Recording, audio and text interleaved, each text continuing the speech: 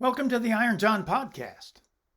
This episode is a recording from an Elder Circle session with our friends at Fifth Direction, a community of soul depth based in Australia. Timothy Young interviews poet Thomas R. Smith on his memories of editing the festschrift Walking Swiftly, Writings and Images on the occasion of Robert Bly's 65th birthday. Now here's the episode. You know, when Thomas and I first talked, I thought, well, we talk about Thomas's history with the Rag and Bone Shop, and he suggested that maybe we could talk a little bit about Walking Swiftly. You can catch our conversation about the Rag and Bone Shop on the Iron John podcast, and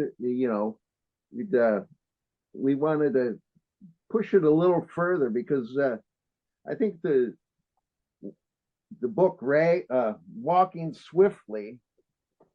Let's see. So we hold up our copies. This is not an advertisement. Yeah, it was kind of. I wasn't that close to Robert yet at that time, but Thomas was acting like his assistant, and I thought. There's so much commentary about Robert these days, but in those days there wasn't a lot of public comment.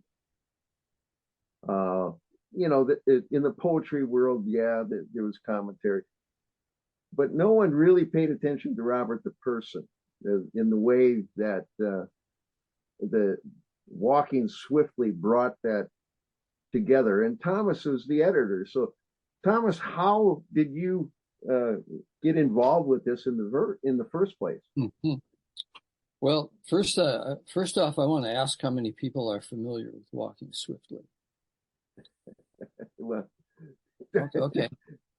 In my computer, it's the top row. Yeah. So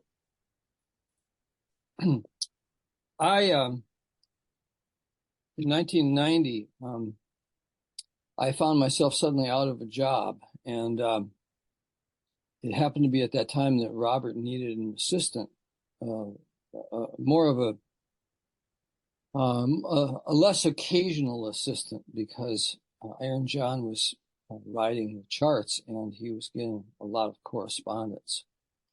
So at that time, I went to work for Robert as his assistant, and at the same time, I had been working for a little while for Ally Press. I don't know if you're familiar with Ally Press, but it's a small press in St. Paul that published quite a lot of Robert's small press and chapbook work. And the editor or the publisher, Paul Farrow, was my other boss. So Paul Farrow and Robert, I was working for them both on a part-time basis. The way this really happened, though, was kind of circuitous. Robert and James Hillman were both born in 1926, and they were both coming around to that age of 65. And Robert said to me one day when I was working for him, he said, so they should be doing a festschrift for James, because that's the traditional honoring that you do when you turn 65 in Europe. So I thought, festschrift, what is that? So I thought about it a little bit, and I realized that Robert's 65th birthday was coming around that December. So I went to Paul Farrow and said, look, Paul, maybe we should do a festschrift for Robert. And Paul said, great, you want to be the editor? And I had never edited anything, more than, a couple of little underground publications in the 60s and 70s. So suddenly I became the editor of a festschrift. Well, what is a festschrift? A festschrift is, it's a publication that honors the career of a thinker or artist. In this case, in the case that Robert was suggesting, it was Hillman, psychologist. But it is sort of ironic because Robert suggested it about Hillman, and then we gave it to Robert, and as far as I know, Hillman never got one. So that's one of life's little ironies. But so Hillman is implicated in this, from the very beginning. So that's how we got going on it. And I can tell you a little bit about the process if you're interested in hearing that.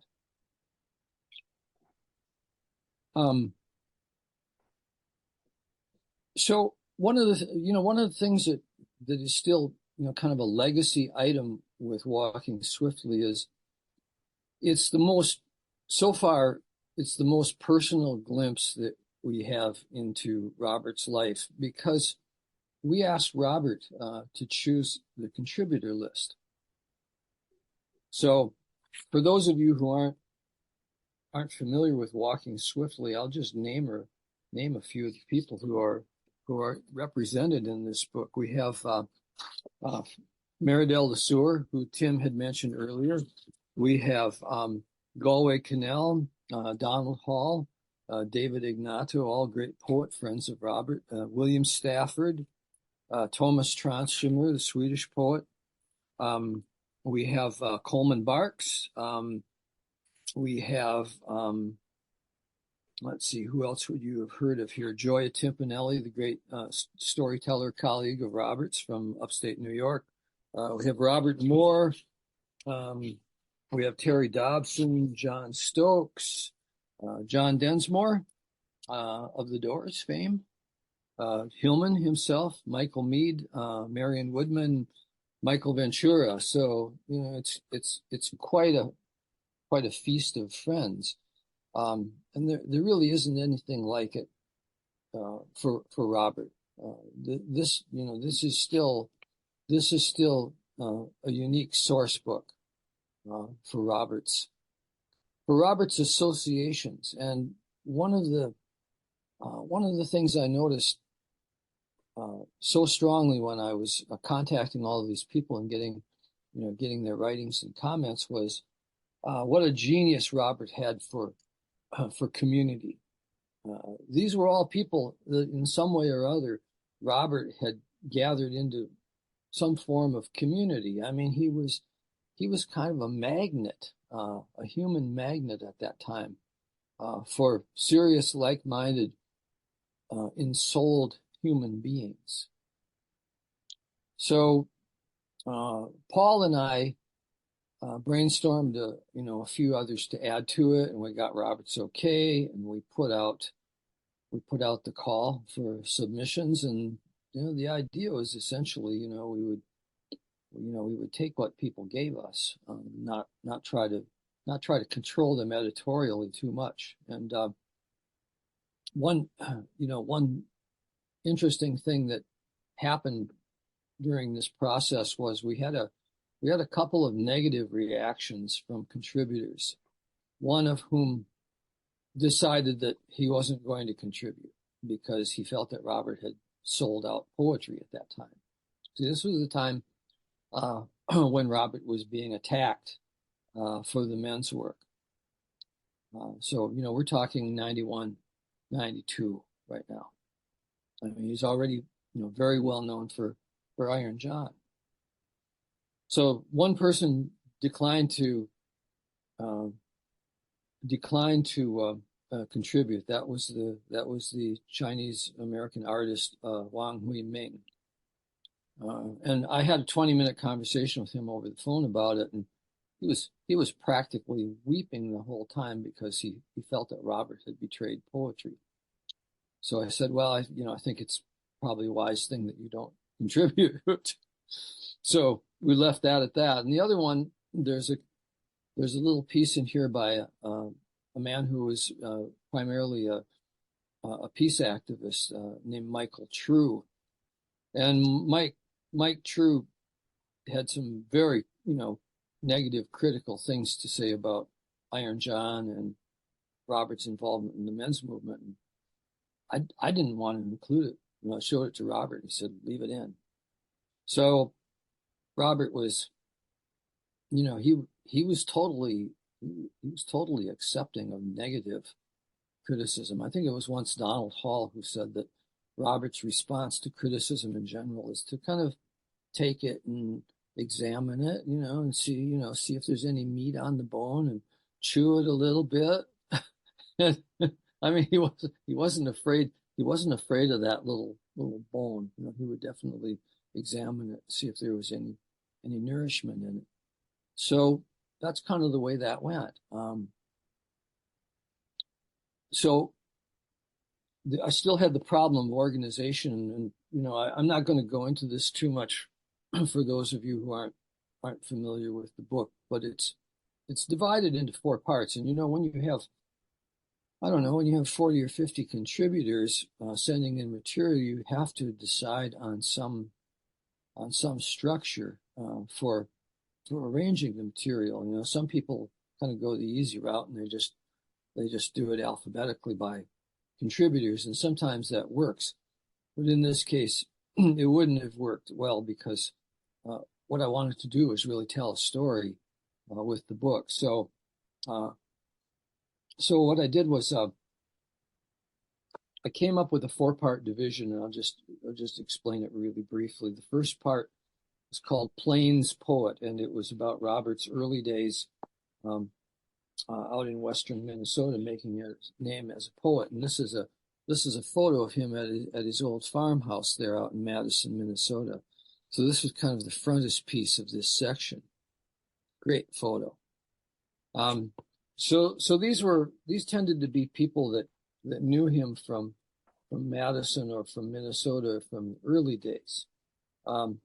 As Robert rose into prominence in American poetry, his sphere of influence and circles included, people like Galway Kinnell on his right and William Stafford on his left. So we gathered some of these pieces by his poetic peers in the second section, a company of poets. Beyond that, after Robert starts, organizing the Great Mother Conference and some of the men's work, but this is kind of most of the Mother Conference time. We call this section Growing Orbits, and you'll see Robert right in the middle of there, and then this is young Michael Meade over here next to him around the time that Robert discovered him. So, and there's all kinds of notables represented in this book. This is Robert's son Noah right here in a plaid shirt. So that's Growing Orbits, from Rilke. I live my life in growing orbits to move out over the things of the world. And then finally, in the last section, bringing it up to date, called it Iron John and Beyond. So this includes a lot of people from the men's work, and this is really one of my favorite photos of Robert. This is Robert and Ruth, his wife Ruth, sitting down, I think by the lakeside up in northern Minnesota, and I think it just speaks so much to the companionship, intellectual and marital that they enjoyed. So there's a lot of souvenirs in here. One of the things that I also enjoyed about doing this book was being able to include some of Robert's little cartoon drawings. Can I find one? Yeah. Does anybody know about this aspect of Robert? When he signed books, he would sometimes draw a very flash, quick cartoon, and the figures were these kind of flowing animal shapes that almost reminded me of some of the poet Kenneth Patchen's animals, odd animals. And this is early times meeting Robert. This is one that he drew in my copy of News of the Universe. So I'm not sure what the significance of it was. Maybe this was me kind of confronting my mature sexuality or something like that. But they're wonderful, and it would be great if somebody collected them someday and did a did a volume of them. But and so this was the organization that I choose, and the way this happened was it all happened in one evening. I was brought along to kind of a boring family. It was an Advent Vespers service in probably the biggest Lutheran church in Minneapolis, Central Lutheran. And I was really bored during it. And I'd been really thinking about walking swiftly a lot. So I started doodling on my program. And while the service was going on, I actually conceived the structure of walking swiftly. So I have a specific date for that. It was December 7th. 1991. I can't say that for very many things that I've worked on, but that evening it kind of all brought it into focus and kind of had the book, and we're up and running. Okay, I know I've been rambling here. Any questions or comments? Well, I just wanted to add on, Thomas, that when I read the book the first time, I was struck, because I wasn't that close to Robert yet. I was struck by the generosity that so many of the writers mentioned about Robert. And I know Robert was extremely generous. I mean, not only did he give you many years of work, he helped me along. And so many of these entries, they mentioned his generosity and what he did for them. And sometimes it was a prod. John Stokes was working at Beacon Press, editing the Kabir book, Robert's Kabir, translations of Kabir. And Robert walked in and he saw John there, and the first thing out of his mouth is, "You don't belong here. Get out there. Get outside." So John basically quit that and went to Australia. And Australia changed his life. There's story after story like that, because Robert had that ability to sidle up to someone and he could say something that went right straight through your crust into the deepest part of you. And he moved it. He wasn't afraid to do those things. There was a fearlessness that he had, but it also had that generosity.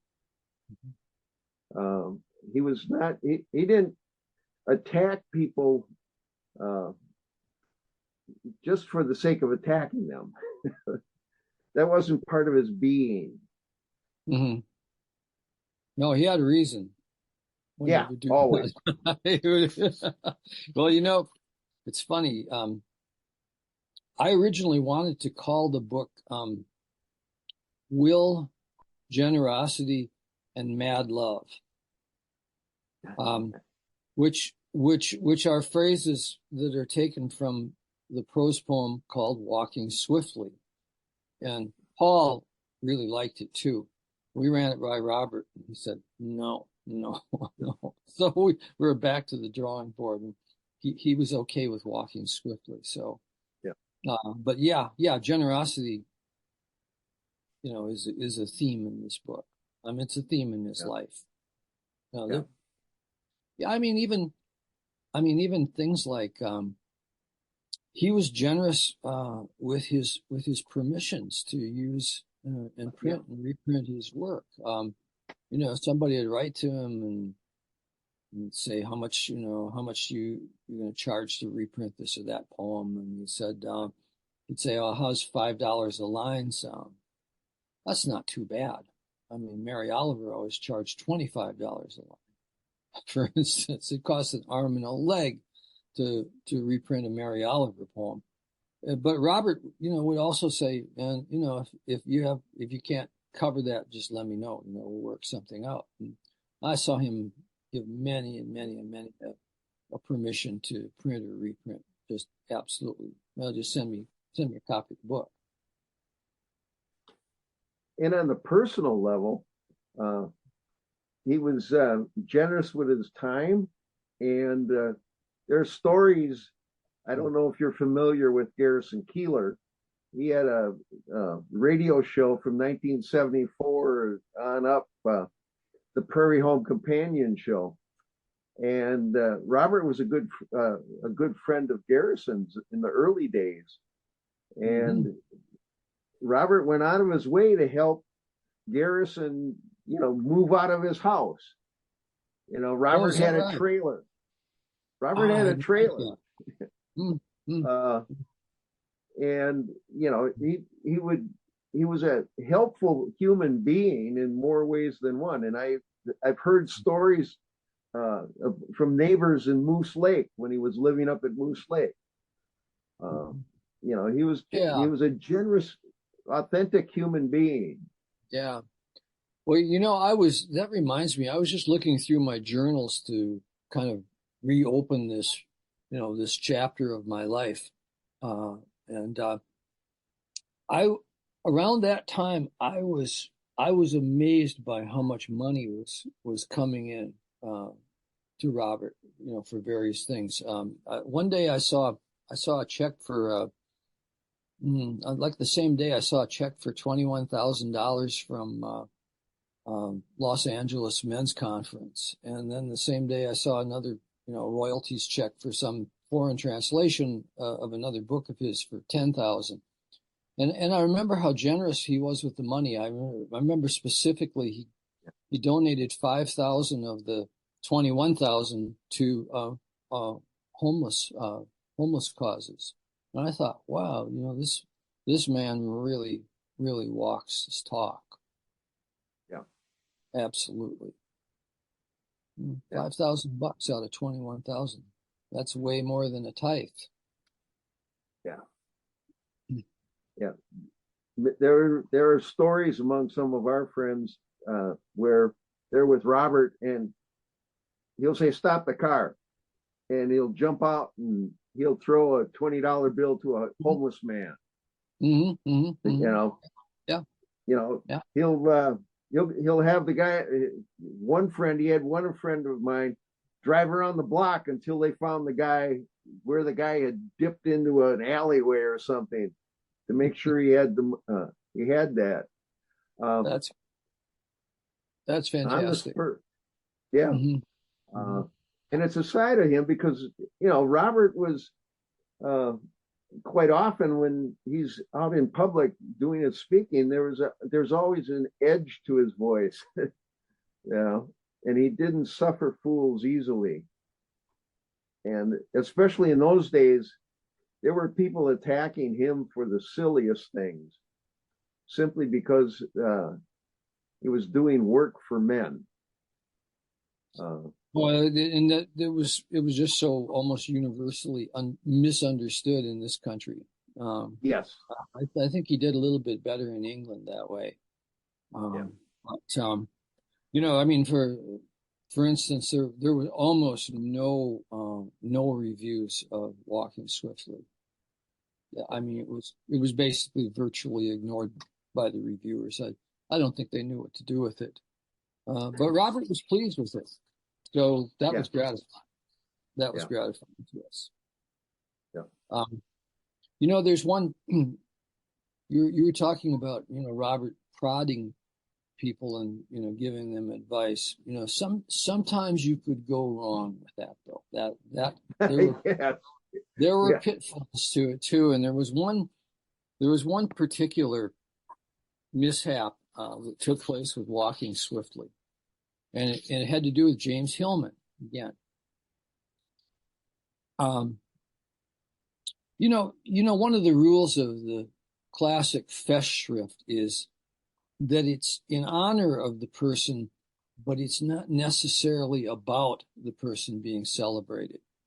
So it's theoretically possible to have say for a poet, if it's a festschrift for a poet, a book of poems in honor of them.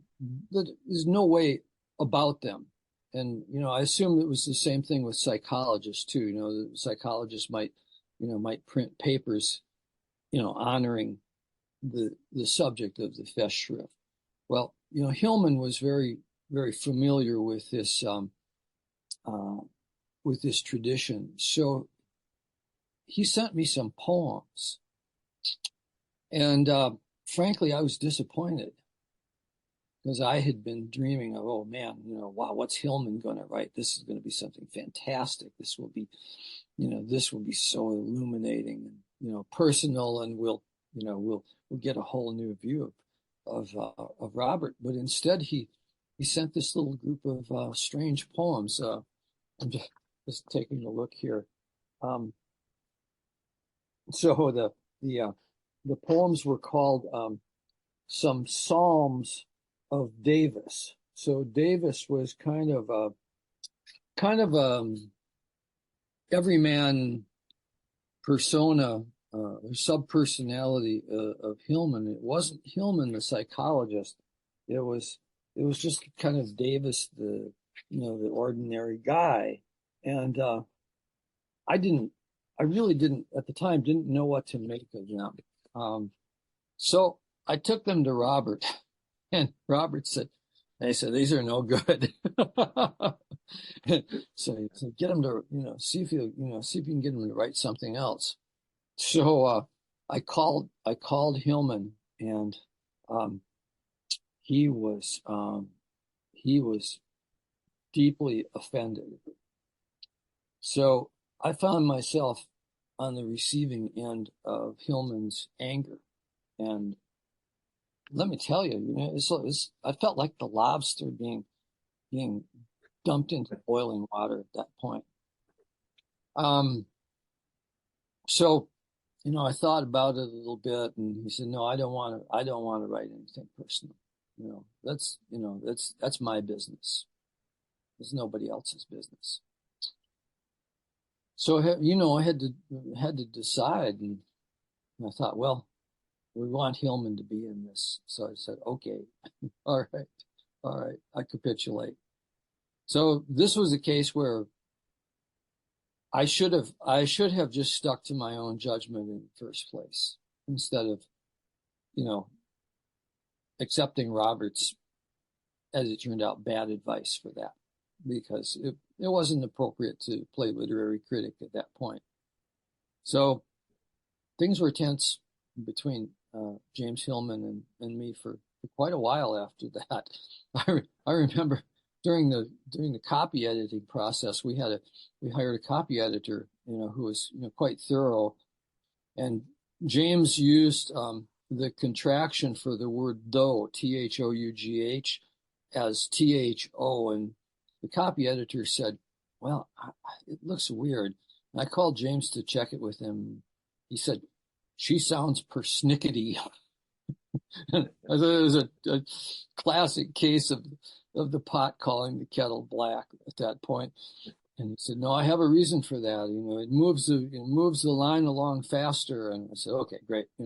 Just wanted to check. We'll keep the THOs. So finally, okay, so this is 91, 92 that this is happening. Flash forward to year 2008, January 2008, which might have been one of the last times I saw Hillman. Robert's translation of Ibsen's Peer Gynt was opening at the Tyrone Guthrie Theater in Minneapolis, and he gathered a bunch of people to have supper together at a hotel. And James and his partner Margot McLean were across the table from me, and all evening I just felt uneasy about it, although nothing pointed was really going on. So I finally approached him. I said, James, I really apologize for those gaffes back when I was editing Walking Swiftly. And he just said, oh, don't give it another thought. Don't give it another thought. I mean, he just completely let go of it. So I felt relieved at that point. But that was one of the potholes on the road to Walking Swiftly. and those type of things happen a lot with people like Robert Bly and James Hillman. Mm-hmm. I've seen the two of them on stage together, and you know that there's a fist fight inside of each of them that they're not letting out. Their egos would clash in many ways, but it was all an interior emotional fist fight. Yeah, both extremely strong personalities. Yeah, to say the least, an understatement. Yeah. Let's see, we got about 20, 25 minutes left. Do you have some more to say about it? I had a couple things I wanted to mention about the book, Thomas. Let me see here. I'm just looking at my notes. I've covered quite a bit. I have a reservoir of anecdotes on hand, but why don't you just tell me what you're thinking, and maybe I'll get back to a couple more comments. I just wanted to mention in the book you showed the picture. I wanted to show this picture of Robert in jail. Mm-hmm. Yeah. 1983. I was at that rally for the Honeywell project, and there were about 570 of us that were arrested for trespassing. And at the same time, there were a couple thousand people there, and about 500 to 600 of us decided that we would trespass. Yeah. Even the mayor of Minneapolis, his wife was one of those people who trespassed. Was that Erica Boza? No, not the mayor, the chief of police. Was that Erica? Tony Boza's wife. Yeah. Mm-hmm. Yeah. So the police chief's wife was one of them, and she was arrested shortly around the same time Robert was arrested. Some of the leaders of the protest, Marv Davidoff, was one of those men, head of the Honeywell project. And so when we went to court, we had the option to just have the charges dropped. We could go to court and have a trial or plead guilty. And Robert pled guilty and was sentenced to, I believe, 2 days or 3 days in jail, the county jail. And that was his way of continuing as a celebrity to be arrested. He brought the publicity that we needed. This was in October of 1983. And that photo you showed was published in color in the Minneapolis Tribune. Yes. It was a very widely distributed photograph. Yes, it was. And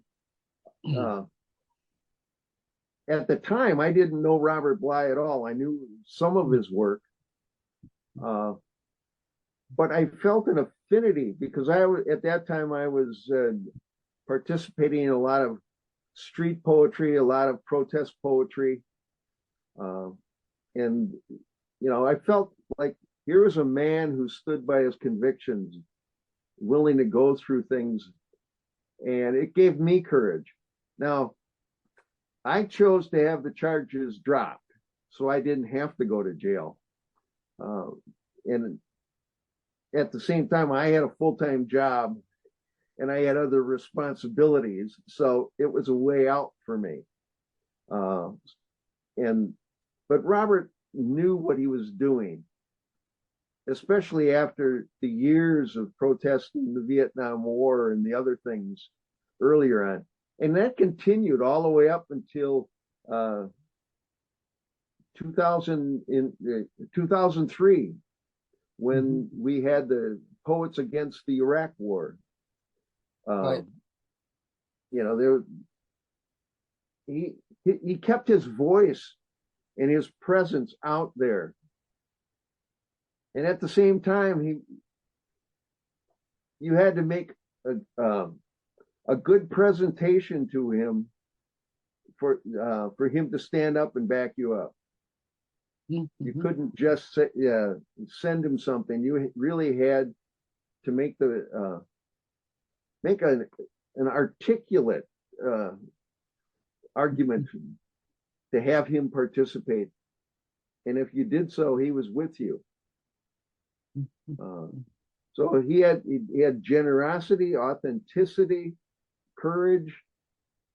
He was a man worth being around. That's for sure. And one of the, I feel like a salesman here, but one of the things that's good about Walking Swiftly is it preserves a couple of his important anti-war statements. Yeah. His courage was amazing, and one of his anti-war credentials, of course, was his speech of accepting the National Book Award for Poetry in let's see, what year was that? Yeah, 1969, in which he publicly turned the prize money over to the War Resisters League in New York, and thus, officially broke the law in public. So, his speech is included in this. And then there's another piece of his called "War is the Health of the State," which was published about the Iraq War in the Minneapolis Star Tribune in February 1991. So, it was that was really a time of ferment that was going on, and the people who were attacking Robert for his men's work were totally ignoring his other activism. It's as if that didn't exist at all. So they were succumbing to their paranoia about him, and fantasizing that he was this kind of warmonger, John Wayne type. Nothing could have been farther from the truth. It was really right. It was really quite shameful. Yep. Let's see. I was going to. Oh, yeah. Go ahead. We've got about 15 minutes left, Thomas. Okay. I thought maybe if there are any questions sure, that you fellas have for Thomas or myself, that now's the time. And Thomas and I thought we'd do about 10 minutes or so of a poetry scrum, go back and forth, because we love to do that. And when we have an audience, it's even more fun. Yeah. Okay. All right. Yeah. Questions. I don't know how this falls for people who haven't seen the book. So, Yeah. I was wondering what the Honeywell project was and why you were protesting. The Honeywell project was the Honeywell Corporation made electronics for the nuclear weapons. And so it was an anti-nuke protest, and they went on for years. Mm-hmm. Yeah, I've worked with, being an instrument technician, I've come across a lot of Honeywell products, so I was interested.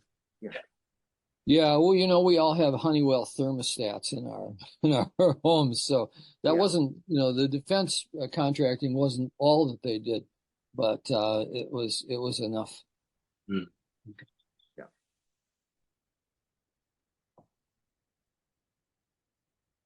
I'm thinking just a couple of reflections as you guys are speaking, and thank you for that. I love all the old stories. It's wonderful to hear. I particularly pricked my ears up when you talked about the way Robert handled criticism. Mm-hmm. I've found that really interesting. I remember even David Data once saying that a level of masculine maturity is how well a man handles criticism.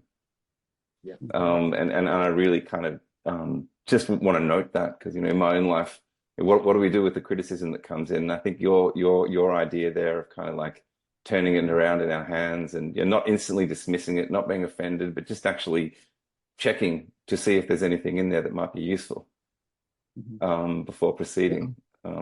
So I really thank you for kind of dropping that one in. I wanted to sort of talk about he had a very thick skin. He had a very thick skin, and he didn't take these things personally. But it's more than that, isn't it, Thomas? It's yes, the thick skin, but then there's another step there of actually seeing it as useful material. Right. Yeah, which I think is awesome. And in terms of the attack on the men's work, I guess he probably saw that in the same way. But I was interested in, you were talking there about Mike True. So could you kind of quickly encapsulate? I think you touched on it a bit, like exactly what they were getting at there. I mean, because I know there were a lot of women that were kind of afraid of the men's work, and I can sort of understand a little bit why without knowing it, without them knowing intimately what was going on in those places. But I was interested in some of the men that were attacking it and what their kind of misthoughts were. Well, misthoughts. That's good. I think, generally speaking, there was a certain vein of criticism that Robert should stick to poetry and not do this other kind of problematic men's work. And I'll just read you a quote from Mike True's piece, okay? Iron John is a tired book. My heart sank as I read the windy abstract prose, the disconnected and arbitrary meanderings about a myth that could mean just about anything, with reflections that clarify nothing. Okay, how's that? You get the picture? I mean, this is somebody that's very, his thinking is very, very concrete and literalistic, and who is not at all attuned to or respecting of, the interior dimension of imagination. It makes me think of Jung, Thomas, in the sense that, everything has to have its opposite, right? Yeah. So in a sense, you put something in the world and the opposite has to be there. So that you've got to almost be thankful for that. Well, absolutely. And Robert had such a strong oppositional side that, of course, the opposing force was going to manifest itself strongly. So, you could either say that's a flaw in Robert, or you could say, well, that just comes with the territory. And when you're like that, you have to deal with it. You have to be ready to have that fire aimed at you. So I don't know. To me, I think it's the latter. Absolutely, I do. In fact, I don't know if you're familiar with a book called The Politics of Manhood, but it's quite a thick book, academic piece, which really attacks the whole everything that Robert and the whole myth. It's various authors. Was this Michael Kimmel's book? Yeah, that's it. Yeah. Okay. Yeah. Michael Kimmel had a very dicey relationship with Robert. I can totally imagine that. Yeah. No, I just think it's fascinating to see. What else? The only other point I wanted to make was, upon reading and not knowing the backstory, it was intriguing to me to see all these little poems by James Hillman that seemed a little odd, throughout. And actually, when you look at the list of contributors, there's probably more in there from James than anybody else in terms of number of bits and pieces. So it's quite interesting. So I'm really glad to hear what was going on behind the scenes there, because as a reader, not even knowing that James would ever enter into the world of poetry, it was kind of odd to see them there. Yeah, it was really out of the blue, and I didn't use all of his poems. I said, well, we have so much space, and so I got out of using one of the worst ones, but I've developed an affection for them over time. Yeah, I'm sure that would happen. My copy of the book's actually an ex-library book, so it's kind of fun. It's got little notations all over it from different handwriting, and it's kind of an interesting copy. So, but I also have a copy of Light Around the Body with one of Robert's little doodlings in the front. So, Oh, terrific! Yeah, I'm really glad to have that. yeah. Those are prizes. Yeah. Yes. So, do you guys want to hear a couple poems? Before we do that, I just noticed I've taken up a bit of time there. Does anybody, Rory or Tom, any reflections or questions before we move on? All good? All right. Okay. Well, you got a poem handy, Thomas? Yeah, and it's not one of mine, and I have to say I've really wanted to read this one because Sure. one of the great things that one of the contributors, Michael Ventura, did was he brought back a poem of Robert's that was his favorite poem of Robert's that had been excluded from Robert's selected, and he was afraid it was going to be lost. And it's called "Passing an Orchard by Train." Grass high under apple trees, the bark of the trees rough and sexual, the grass growing heavy and uneven. We cannot bear disaster like the rocks, swaying nakedly in open fields.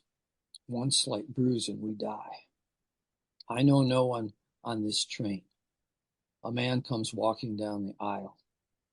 I want to tell him that I forgive him, that I want him to forgive me. Wow. Simple little poem, but what depth. Yeah. That's one of my favorites of Robert's poems, too.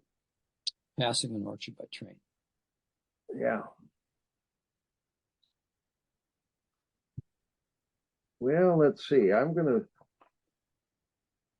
It's not quite a scrum because I was paying more attention to the poem than looking for a follow-up. So I just grabbed this. I have to thank Robert for introducing me to Ibn Hazm, the Andalusian poet from 1,000 years ago. And this is a poem that I wrote after reading Ibn Hazm. When the Christian bells rang, or when the Christian's bell rang, Andalusian Muslim poets loved long black hair, cobalt eyes, a silvery face, and jasmine on the night air. And they ached when the Christian's bell rang for prayers and ended the night's delight. Oh, how I shivered with tranquil delight the first time I awoke at dawn with my first love.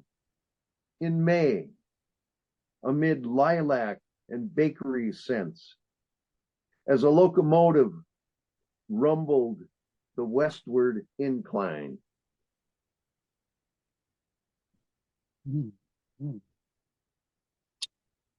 Wow. So I want to read a May poem.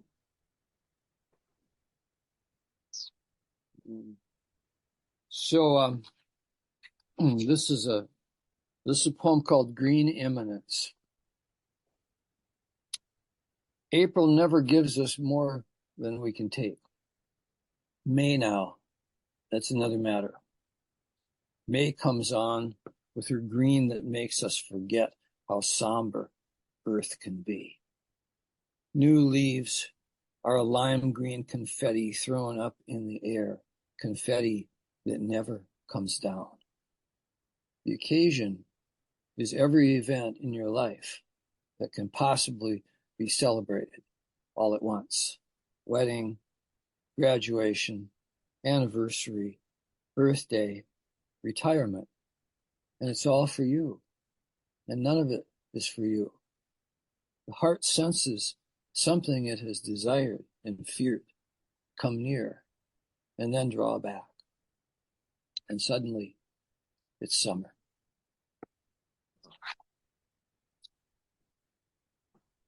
Well, that led me to open this poem. Daytime here right now. Yeah. springtime. Yeah, for us it's springtime. Yeah. Yeah. Just this morning, I heard that a friend of my wife, his son was shot and killed last week, and the funeral was today. Whoa.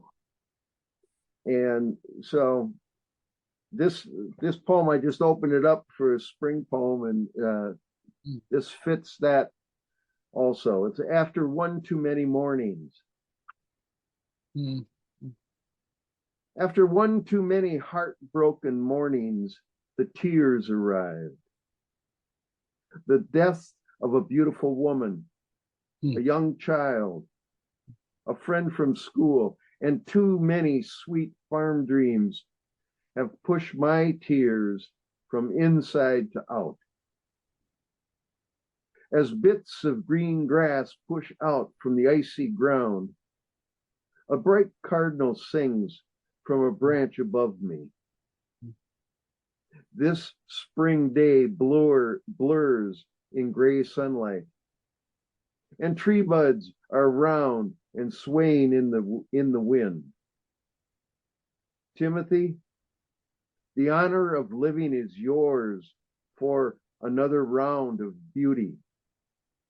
Tears, dust, warmth, and an interior lightning are yours too, as you sit near your dying father.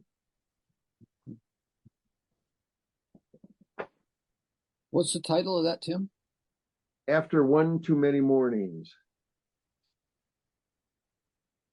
I wrote that at a time when my dad was dying, and so I was surrounded at that time. Wow. But it's the green of spring Mm-hmm. that I held on to. Mm-hmm. Mm-hmm. Well, I'm going to jump off into something that relates back to an earlier piece of this session. Tim was talking about Meridel Lesueur, the great Minnesota writer. I was reading a memoir by Joy Harjo, who is a native poet from Oklahoma, and Meridel Lesueur was a mentor for her. And so I got the little piece about Meridel in here from her. I didn't know it before I read the book. So this is a poem called Meridel's Novel. Older, we seem to need less. This March morning, seeing the tiny sun reveal itself at the center of the first yellow crocus makes me happy the rest of the day. Our footlooseness was necessary. There's a time for stocking our inner store with images and impressions, that time before the world's ways, for us, have grown wearying. Excitabilities lose their hold. We focus more keenly on the gift inside, each of us charged with delivering to this life an elixir of our own making. We sense a stream that feeds us from below, seen flashing through bare trees in early spring. The ground underfoot is rougher than it looks. We may stumble. Meridel Lesueur was found, 96 years old, head down on the novel she was writing. We should be so lucky. There is still much left for us to do. Yeah. That's right. That's what Joy said.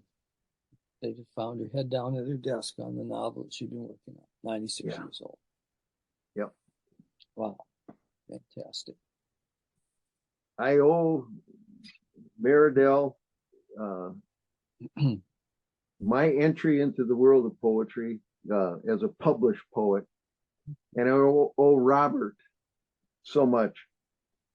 I think we'll end this with this poem that I wrote and it's with Thomas R. Smith. It's To the Sea of Pre-Existence. As we walk back from a cafe lunch, you find a fallen nest beneath a linden tree. It's a tight bowl with furniture batting and blue threads tucked between brown grasses. This is July, but the nest looks snow-capped. Our teacher is like this. His white hair, somewhat combed, spills from his hat, and the egg of his attention is gone. Although we share a library of memories, they're inaccessible to him now.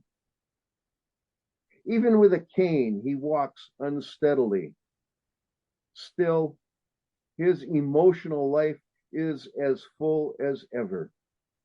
Laughter, sweetness, anger, and snarkiness circle in the cavity of his creativity, and we see beauty in woven lines.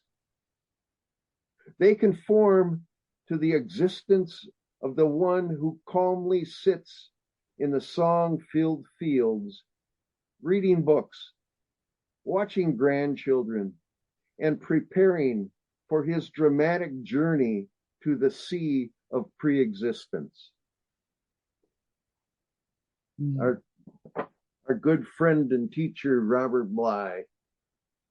We were so fortunate to spend time with him, Thomas more than I, but we owe so much. And unlike Michael True's letter, Robert's Iron John work is all over the world now. And young men are picking it up right and left, talking about it, talking about what is happening inside of them. Robert knew what was coming down the line in some way or other. So I want to thank you, Thomas. Yeah, thank you. Thanks for inviting me. I wish I could come down and see you guys on your own ground. Yeah, it'd be great someday. Maybe we'll have to figure some way to do that.